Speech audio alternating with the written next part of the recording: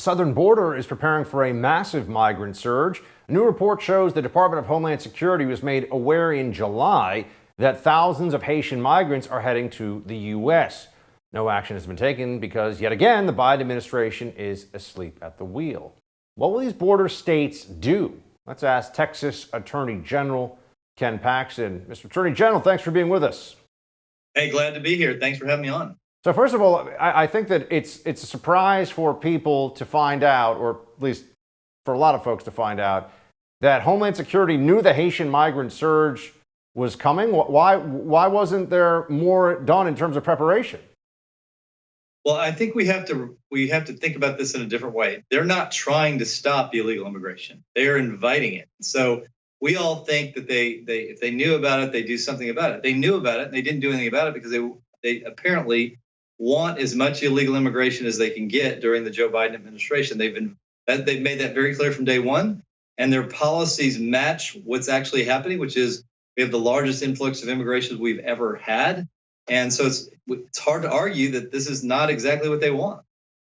So what can the state of Texas do? People have been asking now, where can border states try to fill in the gaps? Obviously, there are limitations. It's not the federal government. We're talking about an international border, but Texas does border Mexico, as does the United States, of course. So what happens? What can you do?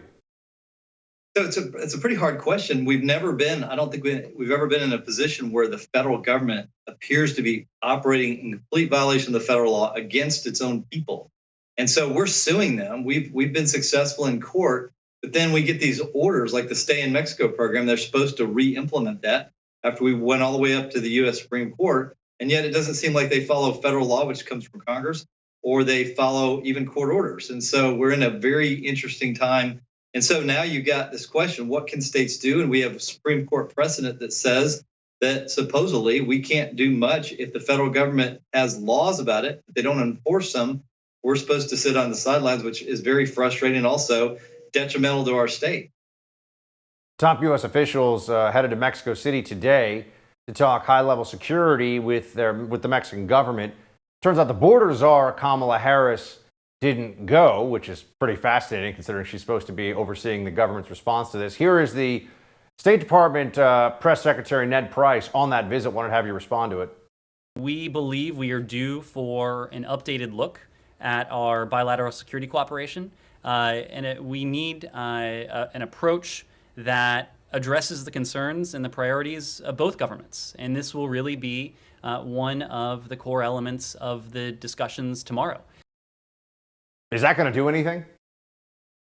I didn't even know what he said. It made no sense. It didn't seem very vague, and I don't expect to change.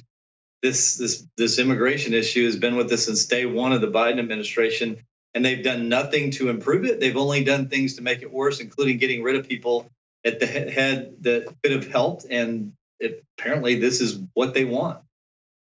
It's also remarkable. We have some footage of a Mexican cartel gunmen were apparently waving. They had AK-47s and were taunting National Guard soldiers at the border. I mean, you're the Attorney General of the state of Texas. What kind of actual security challenge does it pose when you have a border that is this porous for your state and for the whole country? No, it's pretty bad. I don't think we've ever seen a president just let the border go like this. And so not only let the border go, but he's allowing these cartels tremendous access to our country. Not just to the border states. I mean, they clearly have access to the border states to import fentanyl from China, to import as many people as they can get to the border, to allow all kinds of other trafficking to go on. But the reality is the cartels are going to gain access to the entire country through this process. And the Biden administration is looking the other way and maybe even helping them do it.